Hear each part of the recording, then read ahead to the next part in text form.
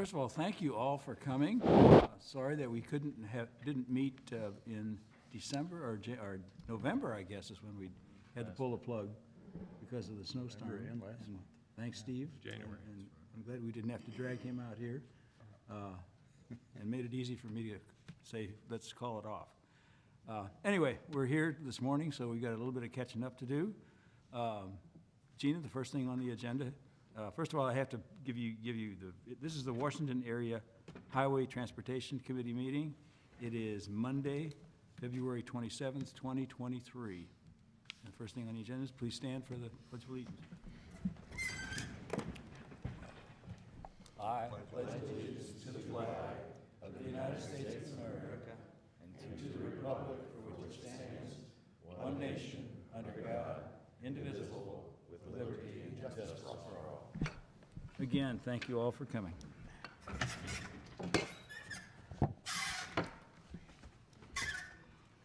On our agenda, we've got the approval of the minutes from November 28th. Bill, do you want to do roll call? Yes, do the roll call, I'm sorry. Craig Miller. Here. All over the place, Ed aren't I? Fisher, Stephen O'Connor. Here. Rick Frankenberg. Here. Bobby Hemmett. Here. Bill Strauss. Here. Mayor Hagedorn. Here. Joe Hoopmar. Sandy Lucy. Here. Elby Epicam. Here. Bill Miller. Here. Tim Brinker. Chad Briggs. Jeff Niemeyer. Here. John Milders. Here. Okay, now we're ready for the approval of the November 28th, 22 minutes. Approval. Any corrections, anything anybody saw that needs to be changed or updated? If not, I'll entertain a motion to approve. So moved. I have a motion to approve. Do I have a second? Second. And a second. All those in favor of aye? Aye. Aye. Opposed? Thank you. Thank you very much. All right, seems like it's been forever. Amtrak, first item on the agenda. Thank you. We did have a MORPAC meeting January 18th, so before our last meeting, and it's the same way, I feel like it's been a long time ago since we had that. But some positive outcome notes just to bring to this board from that meeting. I guess negative stuff first. They did experience some decline in ridership on Amtrak locally and across the state. Mainly due to what we had, a reduction in service during that time and some on-time performance issues as they were having some maintenance on those tracks. That being said, we're kind of back up and running and we're seeing those numbers get better, but they always trail a little behind that meeting. So looks like, again, as we know, if they have on-time performance going well and both trains are in service, we're getting the ridership that we expect and want to see. So those are, like I said, a little bit down this time around, but generally trending upward. Good news out of the meeting was mainly budgetary discussions, talking about Missouri's upcoming budget year. There is budget money from MoDOT for $50 million to do rail grade crossing improvements. We had a derailment issue last year, as you'll recall. So I think some of that is obviously in response to that. So they're looking to improve some of those at-grade rail crossings around the state. They have, in the state budget going forward, the budget appears to be in the budget right now for the 2 trains and some inflationary adjustments to make sure that those 2 trains are funded going through this next fiscal year.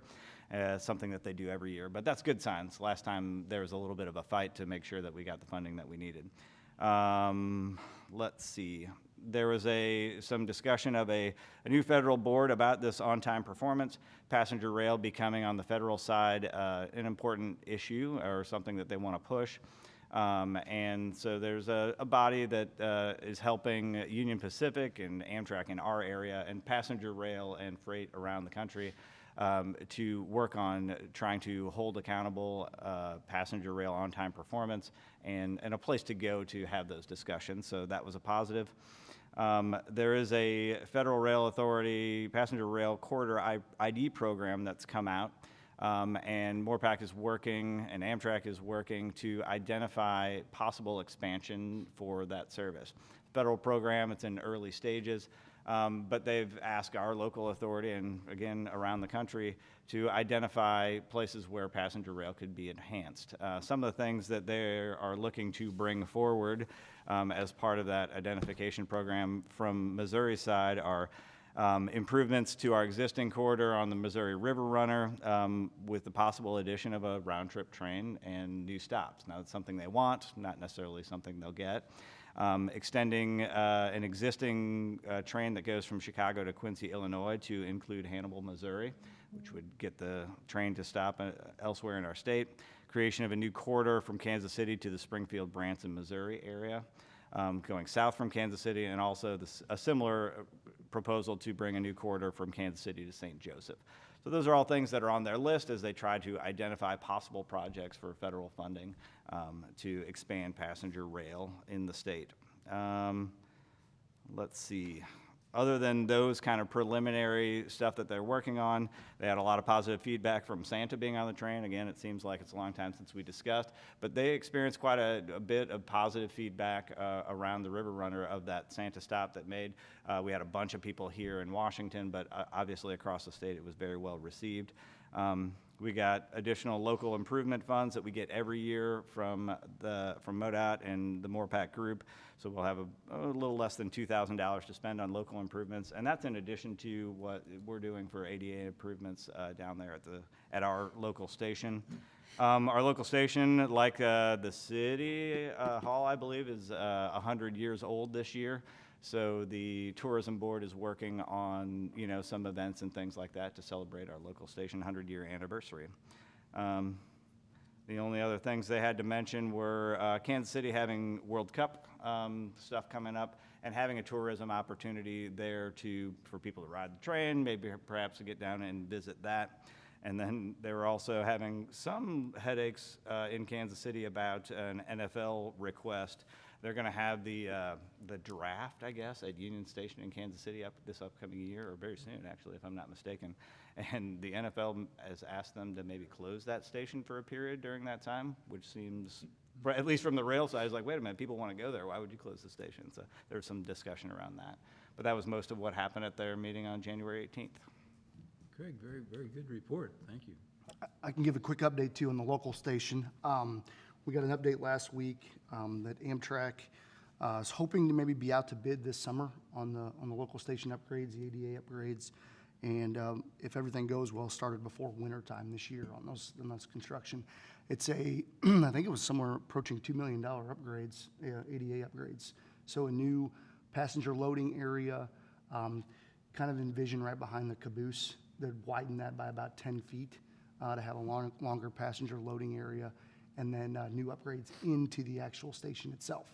That actually works out really well with City's project. We have a project on Front Street to do ADA upgrades in the next couple of years, so those things should all mesh together pretty well. They will be ahead of us, though.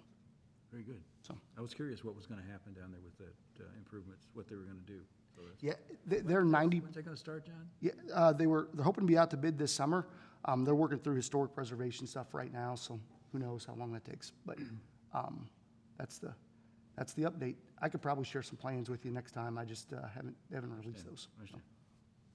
Craig, do we have access to whether or not our ridership picks up when it gets warm and our festivals start? Yes, that ridership does. I did not get those. I always seem to be a little late to get some of those on-off reports, and I can share those with the group afterwards. But that being said, they are usually trailing quarter by quarter that I see them at these meetings. So you can kind of see trend lines, but as to what's happening sometimes last month, I don't necessarily see. But yes, around our festivals, that's usually our peak times, stopping, here in Herman, and most of our ons and offs, which is what they call them, people that get on and off the train, the lion's share of those are kind of Kirkwood, St. Louis area, out this way, and then back again, with a reasonable amount heading towards Kansas City as well. But yeah, most of that is, St. Louis out to this area for day trips, things like that. So yes, obviously that peaks during our festival times. Okay, thank you. Sure. Next item on the agenda, Highway 47 Missouri River Bridge. Anything new, Steve? I can talk about the lights a little bit again. Yeah, just hit them. I mean, nothing's happened in the winter, but I did get an email from our resident engineer this morning and said the programmers were out earlier this month and installed some additional hardware to allow remote communication as well as electrical surge protection. The contractor scheduled a snooper truck to come back out to the bridge again as early as this week or next. And this time they'll replace a couple more lights as well as a power cord. And the last thing he says is that they are currently going through a programming with a fine tooth comb. So I think they're closing in on finally getting it done. Very good. I would also add, in a conversation we had a couple months ago with Tim, they indicated that MoDOT added an additional feature, which is a dusk to dawn feature, that if, with any LED lights, there's data and power that goes to them, that if if the data, for example, wasn't working, if that line of communication wasn't working, it would then revert to a dusk to dawn situation, which was not part of the original design, but MoDOT did add that onto the project just to make sure that there was some feature as a backup, a failover. So that's a positive. Anything else on the River Bridge? No. Hearing none. Moving Steve, on. has the state ever accepted the bridge? No, not until we get the lights fully accepted. Goes on and on. It's gone a long time. Somebody's got to cook cash. Yes, sir. Yeah. Anything else on bridge? Hearing none. Moving on. Highway 47 Corridor Committee. Who's on that, John? I can somewhat report on it. We have not met since then. I don't know what's happening in the Union Probably haven't had a area.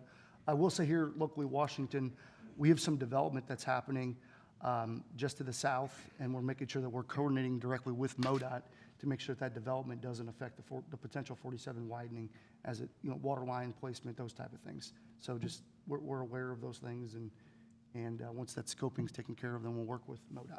Well, I think Jim can probably bring us up to date as to what's going on with on his end of the roadway. Morning. Morning.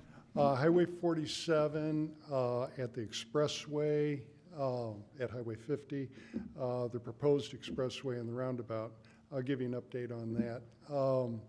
Franklin County commissioners have increased funding in the amount of $2 million for that due to cost increases that are going for the construction of the expressway and the roundabout. The City of Union's Board of Aldermen has approved going forward with real estate purchases and the plans going forward. That project was on pause for a short while, a couple of months. Franklin County, for their part, we put ours on pause because of Union putting theirs on pause. With Union starting theirs back up 10 days ago, Franklin County has now started theirs back up. MoDOT has given us the go-ahead that they are also putting the plans back in the system, so everything's starting back up. So there was a bit of a delay, but it is all back on track now. That's good. It's good to see that it's moving and not just become a static Yes. issue. And you've got a We lot- are in the midst right now of doing right-of-way acquisitions for the right-of-way and for the roundabout and the expressway. Give us an idea exactly, for those who are not familiar with where exactly the roundabout would be. Is it to the, The roundabout will be about 1,000 feet north of Highway 50. It's right about at the, it's on your map there. It's between the train tracks, the trestle, and it's right there at the old Smelter Road, right there, yeah. That will be the roundabout, and then the expressway will take off there, go across the Burbus on a new bridge, and then turn towards 47 southbound. And there will be a lighted intersection there. That'll be a four-way intersection. well, that is a key part of the whole 47 improvements. They have to start somewhere and have defined what's going to happen in that area before they can. Correct. Go on with the rest on either end of it. So that's great that that is moving and Jim, can you explain what the expressway is with the county's portion of what you're? yeah. The county's portion of the project, we're responsible for the acquisition for the right-of-way, for the roundabout, and construction of the roundabout. the city of Union with MoDOT are funding and developing the express. Correct. City of Union and MoDOT are funding the bridge and the roadway and getting it up out of the floodplain. Wow, that's super cool. Wow, that's great. Any estimated time of completion on that? It was 27? sometime in late '24, and now I think it's probably fallen back into mid-'25. How many properties have to be purchased? For the Union portion, for the county portion, there are 7 properties. For the City of Union Expressway portion, there are 17 properties, but only 3 property owners. So that's where they are. Gonna take time. It's pretty well on track. All the negotiations have already started. And all we're doing now is we're making offers. Is the expressway 2 lanes or 4 lanes? The expressway will be two lanes, 2 wide lanes with wide shoulders. Okay. And 47 will remain 2 lanes going to through the roundabout. It will be a higher speed roundabout than one you see on Highway A at Independence. It's a 45-mile-an-hour design speed through the roundabout. They do work. So that's the way it's designed. The lower speed, yes. I assume that MoDOT's in agreement with all this. Yes, they are. Jim, anything to do with the railroad trestle, does that, any height? It's not a height issue, it's a width issue. It's a width issue? That's why 47 at this point is going to remain 2 lanes. I see, that's the cause of it, I got you. Very good. But MoDOT is doing a 47 study to improve it all the way from St. Clair to Washington. So we have a consultant on board to do the study, but they've not got into it yet. Okay. So it's a width issue, not a height. I was always thinking it was a height issue. You know, the height really isn't an issue at that trestle. Okay. Question on that study. If Go ahead. we're moving on, is there a schedule on that out there? I don't remember. I know there's a schedule, it was in the paper. HNTB is the consultant, and they've got 4 major studies they're looking at, and this is the 4th one of the 4. So they said they're gonna do the other ones first, so since this one is last in the schedule to be funded for construction, it's just a little further behind, so it could be up to a year away from even getting into the study. And pretty much the funding is in place with the city and the county and For our study, for everything. yeah.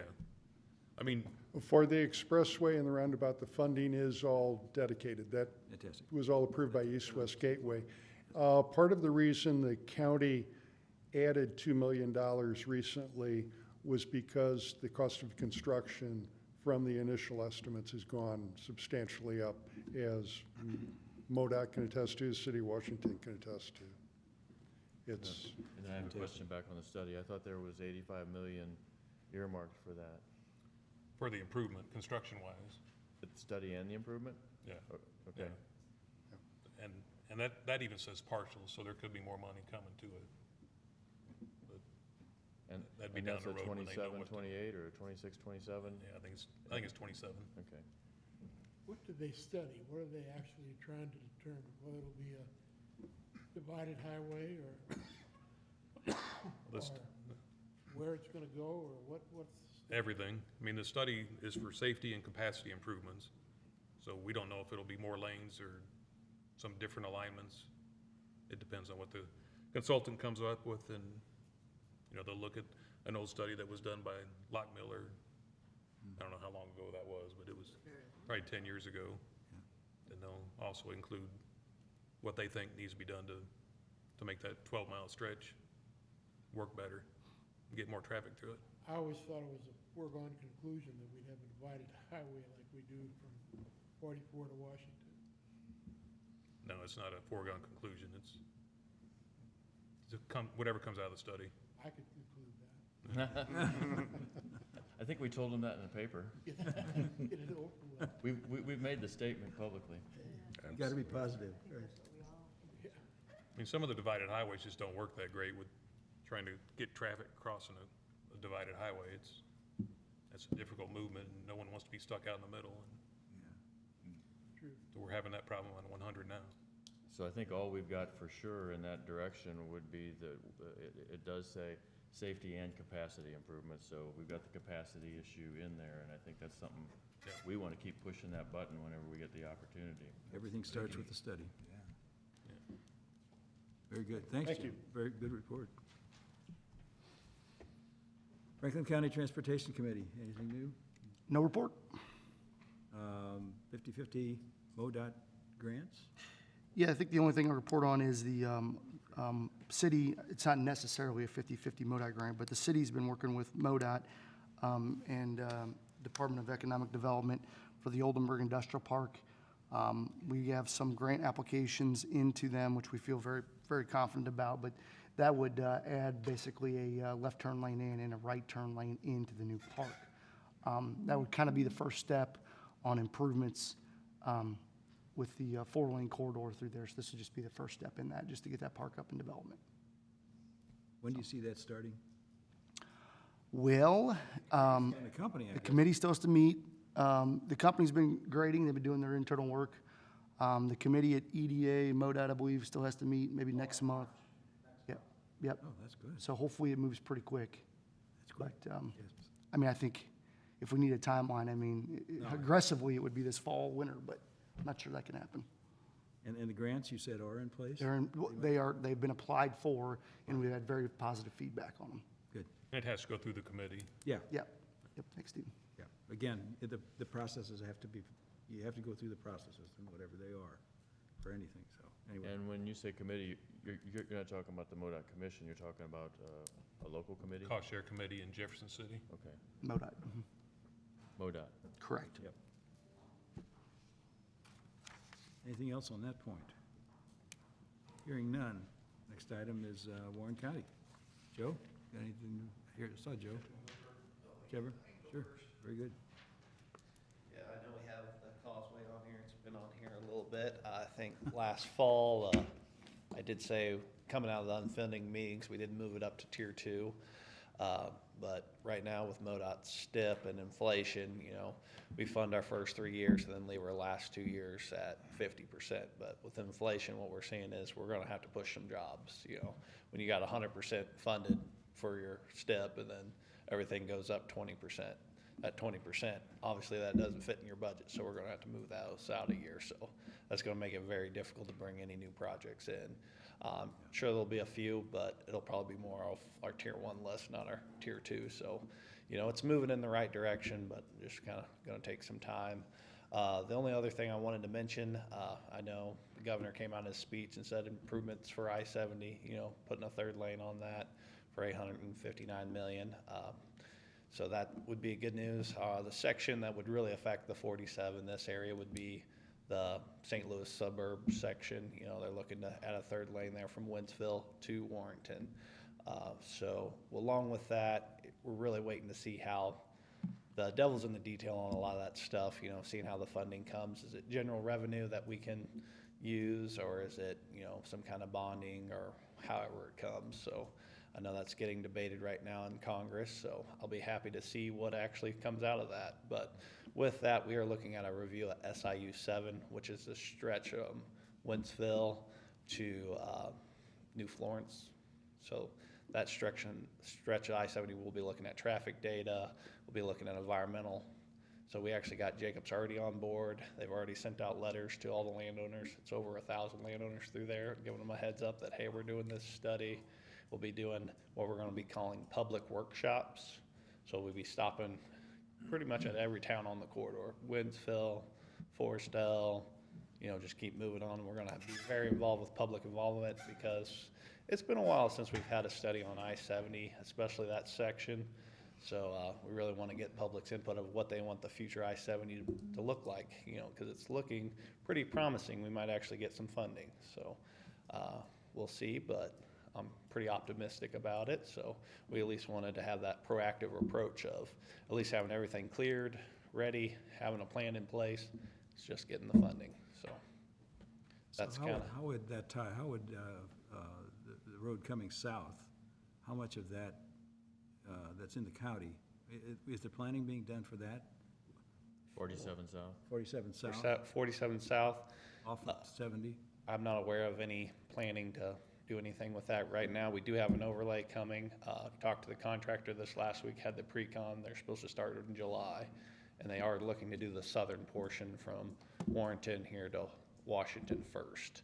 Because there's also another portion to the north from Troy to Winfield. So that's kind of what we got, but I'm not aware of any plannings to look at that section. But, you know, that's something that always be brought up through the RPC and the stuff, you know. Did Warren County get their You know, flood? Teresa's right back here. She's our new executive director, Oh, right. so you might put a bug in Welcome, her ear. welcome, yes. And again, your name? You introduce her, Joe? Thank you, Jeff. But that's all I really had. You bet, thank you. Thank you.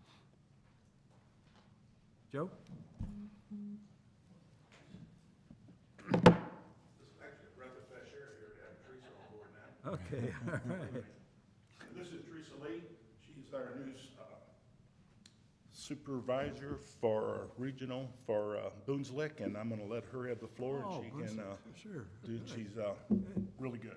Good, thank you. Hi, my name is Teresa Lee. I'm the Executive Director for Boone's Lick Regional Planning, which is Warren, Lincoln, and Montgomery counties.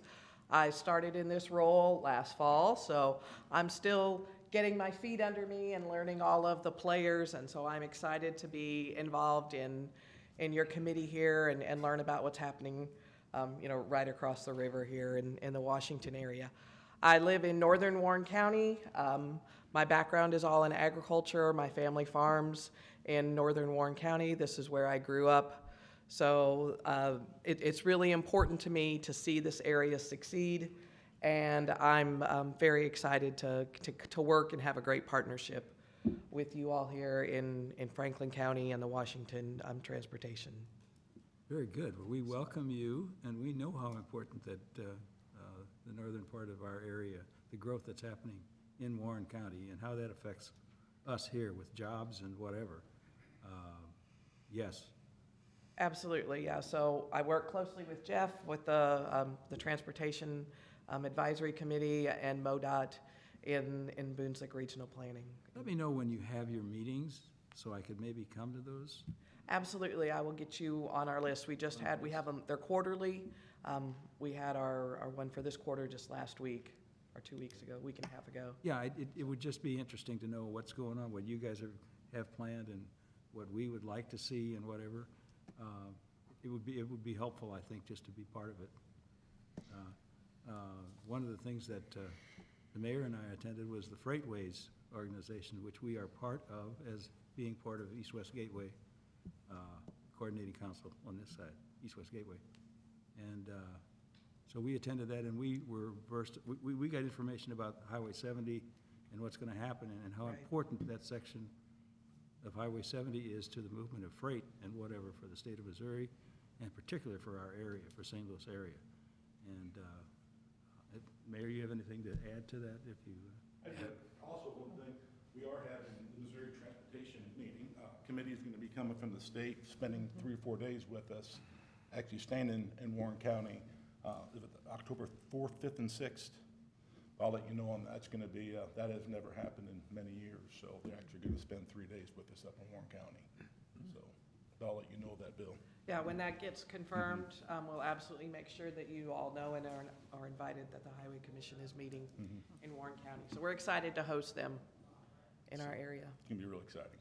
Very good. So. Joe, did you get the flood information updated now for your? We're working, as we speak, we're working on that. Like I said, she just got on board, and I'm working with Jim a little bit, and I did talk to you last week, so that is in process. That is correct. Very good. So. Again, the mayor and I attended that meeting of the Freightways, and there was a lot of discussion about that area, particularly that area of northern part of where the traffic and the freight and the movement of freight. I'll pass it off to you to see what your your reaction was to that meeting. I learned a lot, that's for sure. I'd like to get on the list too, please. Absolutely. Thank you. Yeah, I-70 is very important, obviously, to the Boonslick region. It's, as it goes right through our region, that's one of the top concerns and top priorities for our Transportation Advisory Committee. What is your top concern? 70. I-70 is 70 at the our top of main the list. concern right now, Yep. for sure. Yeah. 70. And it's gonna get worse. No, it's gonna get better. Don't Well, forget it's gonna get worse, 47. it gets better. Good point. It's gonna keep growing, and I think Highway 47 is key to that for both it is. Franklin and Warren County. I mean, it ties us together in a way that many other counties aren't tied together, because we just have that one link. And that ultimately becomes that link from 70 to 44, which can really open up the whole region over here for jobs, and maybe all of our grandkids will get to move back to town. The growth is coming. I think we just had a meeting last week. I think between Warrenton, Truesdale, and Wright City, there's 3,000 lots, or 3,000 Home specs. For sale? building in the process. Goodness. Wow. For us. That's great. I mean, Wright City's building a new high school. We had a meeting last week with Warren County School District. They're gonna build, I mean, they're all growing, so, which is good for us. I had the occasion to drive all the way to Troy. My son-in-law bought some ground up there. And just seeing what's happening in that area north of 70 is really amazing. That area too is growing. Businesses, huge businesses going in. It is growing. We There's got lots more- of flat land too, which is amazing for, Yeah, with AFG, that sort of put us on the map even more. I mean, there's several other ones in the process. So, and that project is coming quite well. yeah, and Highway When are they 47, planning yeah. to be up and running, AFG? The end of '24 24? started. It takes 2 years to get to full operation. Yeah. But there's about, I go out there every Thursday, there's probably 150 to 200 employees working out there right now. It's quite an operation. It's neat. Let's go. Anyway, Causeway, think Causeway, think Causeway. Anyway, Where does the causeway fit into your focus? What priority does it have? you know, I mean, to be honest with you, we need to keep Dutz open first. I mean, that's Yeah. a smaller project, if you Yes. keep that open Understand. first. Yes. And we move that up, you know, I mean, the Causeway, we it's gonna understand, be a little Joe. bit, I'm not gonna lie, you know, it's gonna be a little bit. If we can keep Dutzer open from here to Dutzer and get up Highway TT and T, I mean, That helps. that's huge. And we got them numbers as far as how many tractor trailers and trucks, et cetera, et cetera. We have, but So, it hasn't been a big. you know, with the hospital being open, I think we need to fix that first. Yeah. Causeway gonna be expensive with what the state's going with 70, and I would think 70, then 44 be next, I would assume. Is that concurrable? I mean, you know, so I mean, Right, yeah. I don't think it's so much on our list, I think it's on the state list too, you know. What is the status of the Augusta Bottom Road? What's the status? We're gonna grade it and rock it as needed. And that's been unchanged for quite a few years now, right? That's Yeah. not gonna change. Right. You know, I mean, there's a lot more issues than just, you know, I mean, is it a road, not a road? I mean, we could sit here and talk forever about that information, but we'll grade it and rock it as needed. There's 312 cars a day go back and forth in that, you know, plus there's another way to get to there, which is pavement. You know, so I wouldn't drive it. I mean, I do drive it to check it, but It is dusty. it's dusty. I mean, but there is another way to go, you know, so. Joe, does the Ditso problem, is that, how much money is that? What are we talking about to fix that situation? What did we put on that? Yeah. The study for that? Right now, I think the study, Was 300? I think it's more than that, I think it's 500. 500? Just look at, flood. The study to go from basically from the trail in the Dutzo. Yeah. To raise that. Yeah. That would be. And tremendous. you said one time that covers about 50% of any flooding that could occur, or a Absolutely. higher percentage? Right there. It's right there past that truck. Yep. That's where it goes over. Thank you. If we would raise that right up there, you know, I think there's 3 other times since 95 it would have been under. And then it doesn't make no difference how No, it bad, doesn't. it would have got under anyway. Yeah, that's right. But that section, And That would help as- out. As the mayor indicated, we should be more, maybe more focused on that section.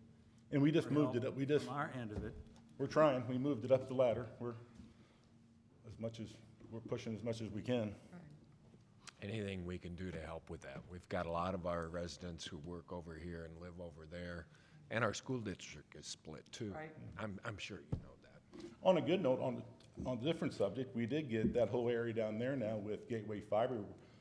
Warren County was and I know this ain't transportation, but Warren County got 26.4 million for 2 very large tracks for fiber, one being that whole area for part of the Washington School District and our 2 schools over, Great. which is very good. So that's real good. That was actually the 3rd largest in the state. Wow. So that's good. Good job, guys. So Yeah. baby steps. Yeah. So thank you. Thank you. Again, Thank welcome, Teresa. Good luck. Thank you, Teresa. Great report, guys. Washington Special Road District. The only thing I can report is the city and Washington Special Road District are in conversation about the next phase of South Point.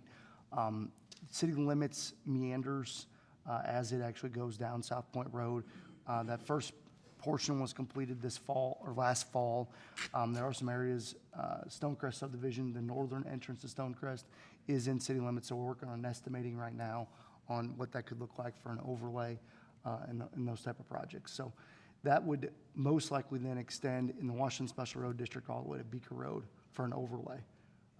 The only thing to add is we are currently out to bid on the city's water tank there at North Goods Mill. So you'll see a water tower go up this fall, most likely. This fall. Okay, that's great. Well, the South Point Road has been, that's a huge improvement, what you guys did. We're working together with the road district. That's a big improvement. Darren, you're probably the most, you've had the most input on that, I think, a lot of it. And great job. You had some headwinds. Maybe they're not there anymore, huh? Whatever. The headwinds are somewhat diminished, can I say that? We're working together. We're working together. Good. That's great. That's great. Anyway. Next item, the old Highway 100 bridge. Nothing new. I mean, Ongoing maintenance, yeah, there's a study being done right now, is it not or not? No, we have to hire a consultant to design the new bridge, and it's a 2026 project, so it's, Yeah, if there's any way It's to, out there. any way to expedite that,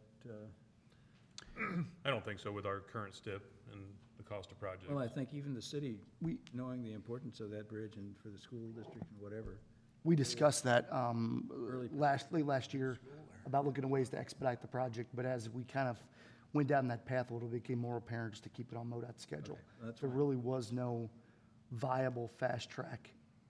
City has their money wrapped up in other connections and those things that are just as vital, so, but you guys have explored that. correct. avenue. That's off the table, But, with MoDOT's help, obviously. correct. Okay. And the county as well. Has there ever been a traffic count on the old bridge? That part of old Highway 100? Ever? Probably. Recently, we haven't done one. City's not done one. We haven't. I know we haven't. All right. Airport.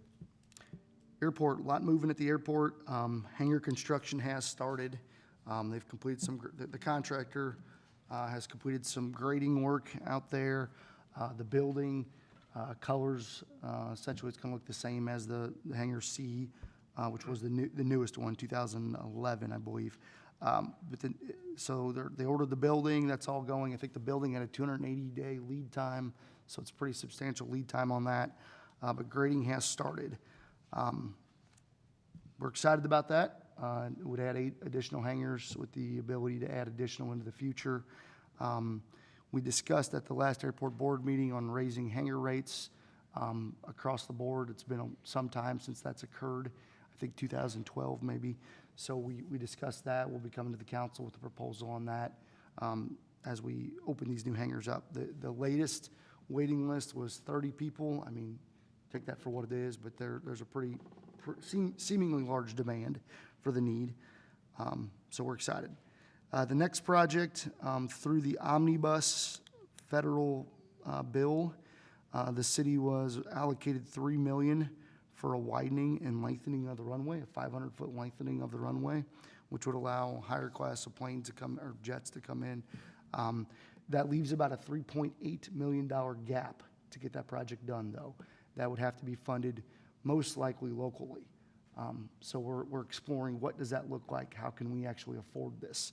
But the good news is we did get $3 million out of the $6.8 necessary to do the project.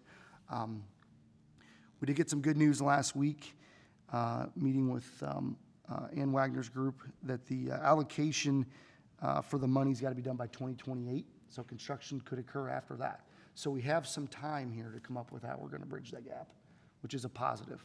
If it was indicated that we had to have this figured out in a year, we'd have some big decisions to make. But it does seem like we have some time to pivot and figure out how we're going to bridge the gap to get that $3.8 million to get it widened and lengthened. And when So a did lot you about- say, the date on that allocation?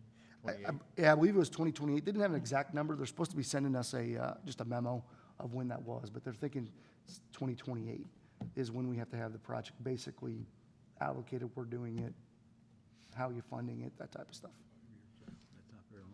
So that's all positive in the future. I would think that if we had to fund this locally, I mean, this is 15 years out, 20 years out, basically. So this definitely speeds it up quite a bit by getting those dollars, getting that 40% down.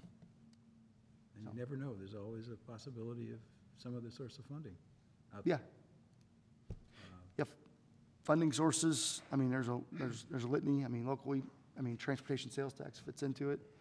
We do get some money from the FAA or from MoDOT each year, so that MoDOT has it's called the STARS, but you can basically loan against it for future. So there's a way you can do it there. Private partner, public partnership, leasing area for private hangars. I mean, there's a lot of ways I think that we can come up with that. Very good. I've got a question about the AWAS. Is that up and running and going? Yeah, it was upgraded last year. They did have some communication issues with the internet provider, but Kevin indicated that was taken care of at last week's meeting. So I think it's new technology. We should be up and running.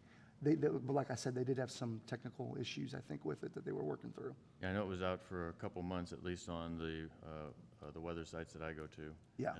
And the AWAS is the Airport Weather Observation System, for you guys that may not know that. It tells the pilots coming in what the weather is on the ground at that exact time. And for some corporate organizations, if the AWAS isn't working, they're not allowed to come to this airport because you don't know the conditions. So, go ahead. Okay. I know it was down for a couple months around Christmas, and it's been a while since we met, so I've had that on my list to bring up. Right. I just wanted to say how important that is to the planes that come in and out, and not that it's not being taken care of, but for those that don't know, that's the only reason I bring it up.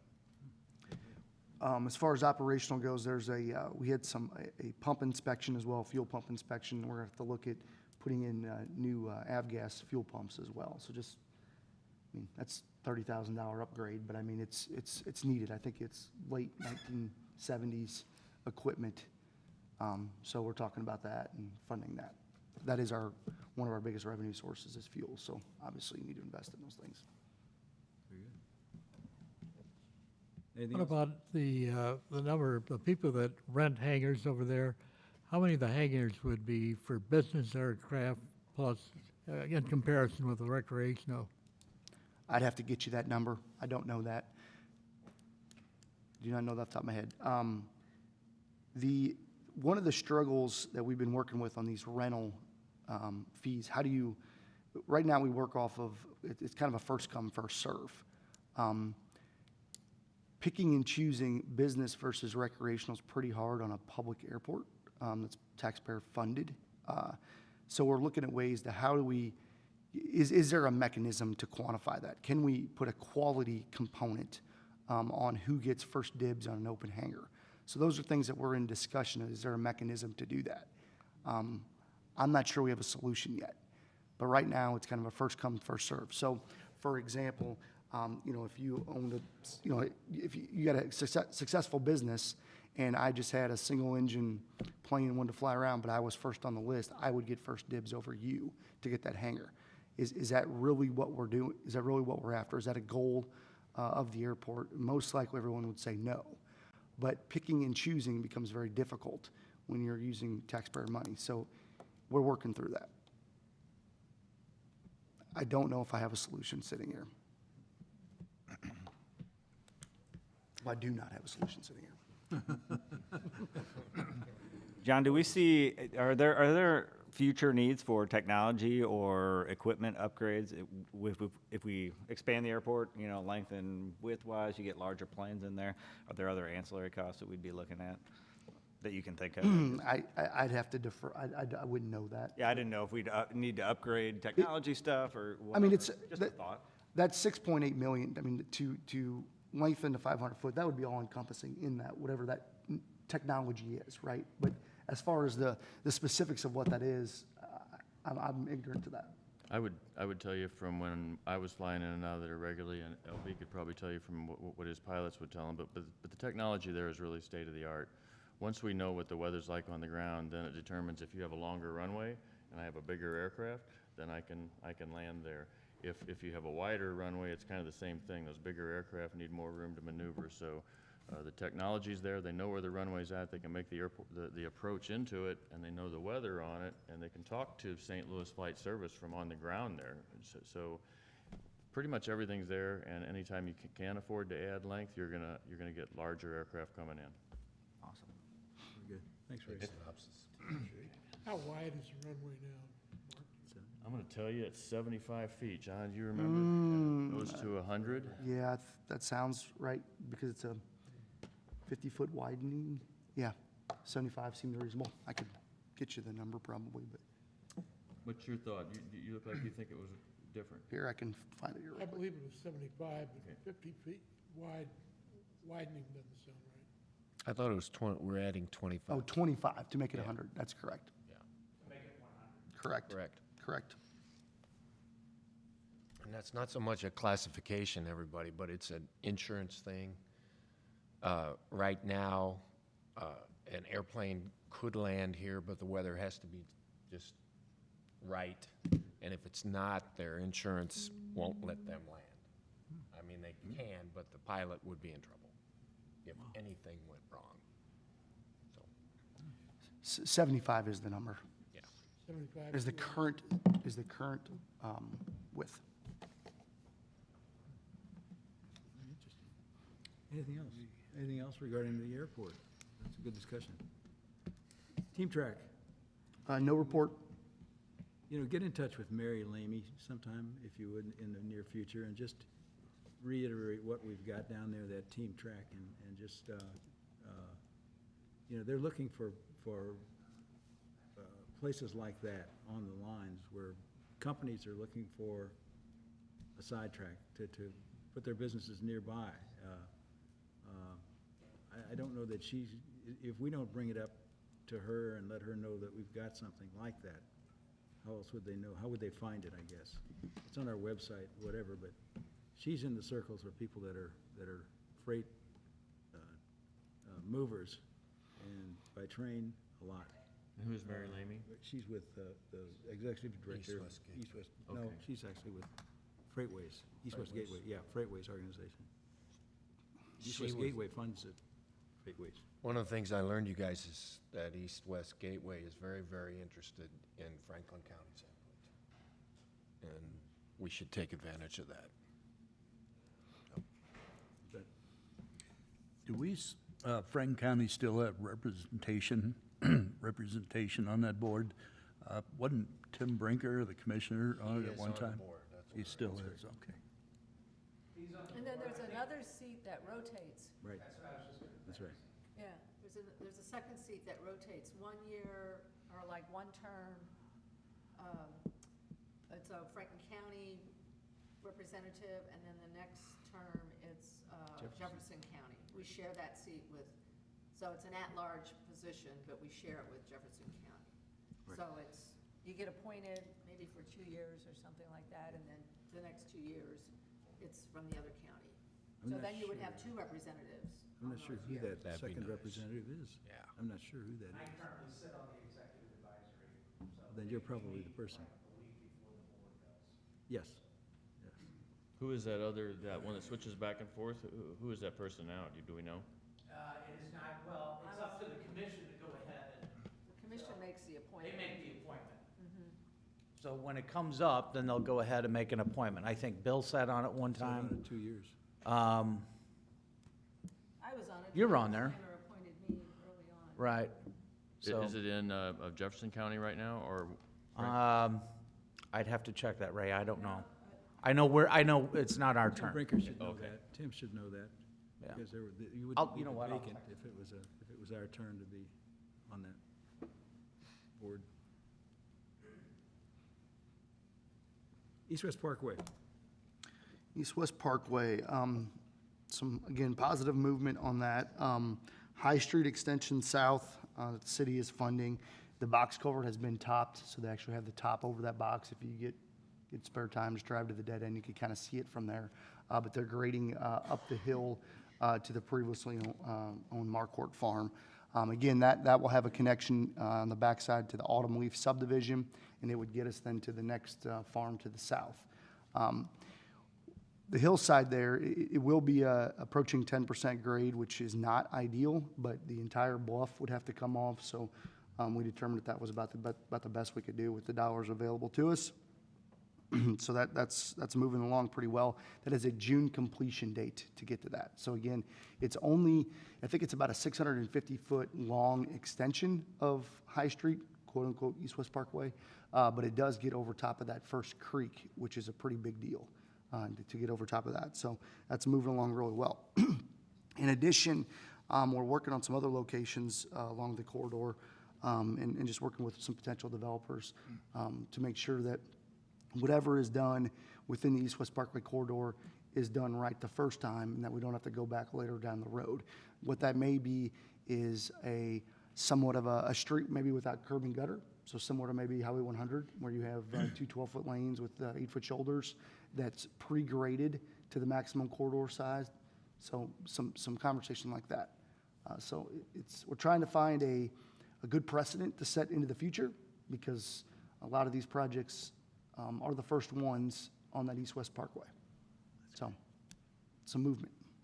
That's great. I just want to tell you, you'll be happy to know, Bill, 4 different locations, we're working on it, so. Yep, there you go. I know you're always concerned it was sitting on a shelf, but so we you did, know, and it's yet being it used. was 20-some years ago when that was identified Yeah. as a potential east-west area to move. What's interesting about it is actually one of the locations that we're working with, if you use the parkway as it was laid out, kind of designed initially, it actually had a section, a cross-section, those type of things. That does not meet current city specifications for streets, curb and gutter, those things. So we're using the study to set the specifications to move forward. Whatever So- works. And again, the best way to think of it is envision, somewhat Highway 100. Asphalt roadway, shoulders, things like that can be expanded, widened into the future. Yeah. Relatively easily, with graded right-of-way to the need, to the future need. Yeah, I had forgotten. How does that actually identified at the county level? How's it what? How is it identified as a potential roadway at the county level? Didn't we have to do something with the county to? Well, the city, if you'll recall, the city went through the process of putting the plan on, or putting it on a map, basically. And then we just had the agreement with Franklin County that they would let us know, they'd notify us of any development, which they do anyway, by law, they have to let us know any developments within 1.5 miles of the city limits. So we get notifications for that, but I would say probably 3 of the 4 areas that we're currently looking at were all probably where the developer came to us first anyway, and so we had discussions with it. And then the one was a development over there off of Country Club Road, and that one we worked with. That was county notified us, and then we talked with the developer then too. So, but you've got every section of it between high to A. We've got between A to 47. We've had discussions between 47 to Beaker, and now Beaker to South Point. So, Austin, I got a quick question. On the June completion, does that take it all the way to autumn leaf? It will, yeah, it actually takes it beyond, just a little bit beyond, takes it to the property line to the south, but that would include that connection autumn leaf. So we might see a little bit of additional traffic there at Casey's in We- July, August, something like that? Correct, and that is also on our radar as well, because if you recall, when the Casey's development went in, the city has the ability to make that right in, right out, on that main entrance off of High Street, when that's determined by the city, but that would seem to be the obvious triggering. Right, my gut feeling would be it probably won't be too bad yet. You're gonna have a lot of right turns out, maybe some. Yeah. But mostly the subdivision will be using it, not people off of Highway A, is my thought. Right, that's what we think as well. We don't think there'll be a lot of cut-through traffic through there, but, Yeah. but it should alleviate some traffic, Highway A. Yep. I mean, if I personally lived there, I would definitely go that way, rather Yeah, than absolutely, take yeah. Highway A. John, you mentioned that High Street extension was a 10% grade? Yeah. What is 14th Street between Stafford 14. and Jefferson? That is 14. 14. Made it easy for us engineers to remember. Yep. If you name it what it is, we can remember the name. Yeah, typically, 10, usually on those major streets, 7% is what's in city code, but in this situation, I mean, you'd have to take off the mountaintop, and with the development to the south, it wasn't feasible to get that connection made, so we decided not to pursue that. Was it High Street or was it the side street going to It Autumn? was Leaf? High Street was the issue. Is if you go, when you drive out there and take a look at it, you'll see what we were dealing with. It was not pretty. Yeah. Yeah. We still live in the Ozarks here, whether we like it. So we just had to make some, and again, we were making concessions really with ourselves, which I think is, again, when you look at it, that's a reasonable concession through there, so. Moving on, the East-West Gateway, any items added to the 2050 plan? I know that there's going to be some public hearings, I think, coming up, or some opportunities. I think it's very important for us to make sure that the Highway 100 widening all the way out to the industrial park is included on that, and make sure that they're aware of that. That's going to be a key thing if we decide, and hopefully the voters decide to go ahead and extend the transportation sales tax, because that's going to be a major project that you're going to have to go ahead and get accomplished, so. Yes. So we want to make sure and get that on their long-range plan. I know 47's already there, but those improvements need to be included, so. You betcha. Public transportation? No report. We were gonna have a young lady show up to, Gina? Kathy Bingham. Did she respond to the, She always says she's coming. yeah, that's what I remember. So she's in my office with the Bow Rides program, is that? Yeah. So the Bow Rides, That's right. Great, Teresa, that's a great. Now we got somebody to ask here. There you go. So Mo Rides is administered by Boonslick Regional Planning. It's the statewide effort that connects transportation providers with people that are seeking transportation. We continue to see an increase in the use of the service every year. We have a website, morides.org, as well as a toll-free number that a lot of the elderly call using that toll-free number. They're not as technologically savvy. But the purpose of that program is to connect people who need transportation or have barriers to transportation with transportation providers in the area. And I apologize, I did not pull Franklin County recent numbers, but I can have that for the next meeting. And that office would encompass both Franklin and? So Mo Rides is a statewide program. Statewide, okay. It's a statewide program. But I mean, as far as regional, it handles both the counties? So we track the number of calls that we receive by county. When someone calls in, we need to know where they are, where they're coming from, and where they need to go. A lot of it is medical appointments, but it doesn't necessarily have to be a medical issue to utilize the Mo Rides service. But we're that connector is what Mo Rides does. It would be nice to hear something on how much that's used, that we used to get that, and we kind of miss that. It's not a huge thing in the county, but I think it's a very important thing to the people who need it and for us to have it, so thanks for looking into that. Absolutely, I will have those numbers for you next month, so. Very good. Thank you, Teresa. Good. Any other business we can think of, guys? Yeah, I can give you a couple things. Major Street, Rabbit Trail, south, the west lane was poured late fall last year to connect it to Beaker Road. So the east lane is going to be done this spring. Again, that's got a June completion as well. We're excited about that project. It crosses off one of the city's comprehensive plan items and is a big deal moving forward on connectivity. Highway 100 from 47 to 5th Street, MoDOT's doing an overlay on that this year. I don't know the schedule, but I know it's out to bid maybe right now, but MoDOT's doing that work, so there'll be some MoDOT work on Highway 100 from 47 to 5th Street. As long as we get a good bid. As long as you get a good. 47 to 5th Street. Oh, I see, yeah. Highway 100, yeah. Which it's, Yeah, starting to get break. yeah, we've been working with MoDOT. They've been doing some maintenance work on there with the joints and things. I mean, they open up pretty good in the wintertime, so it's, I think the last time that was probably done was when Phoenix Center was, or when it was widened through there, which would have been 2009, 8, somewhere. Yeah. Yep. Yeah, because we finished the Walmart entrance in 2006 or 7. Yep. Steve, are you seeing some failure in the roadway of Highway 100? There was a spot that, about this big around, that would look like a hole that was in the pavement. And it was a deep one, and you guys filled it, obviously, but it was completely circular, not like you cut it in there, cut the hole in the ground. Yeah, I'm not familiar with it. I saw it and I said, and then you fixed I mean, it this right time of away. year, But it was a freeze deep one, thaws you wanted to bad. drive through it. Yeah, I mean, we have soft spots that And that's what occur on the problem pavement, was, a soft spot February, March, Put in, frequently, so, it didn't just happen. not frequently, but it happens. And you guys monitor that highway, I'm sure.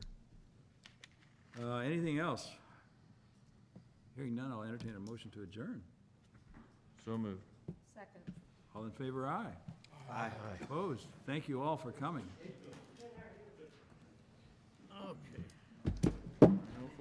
Thanks, Kevin. I saw you back there. Whenever you have something to say, you just gotta break it in, you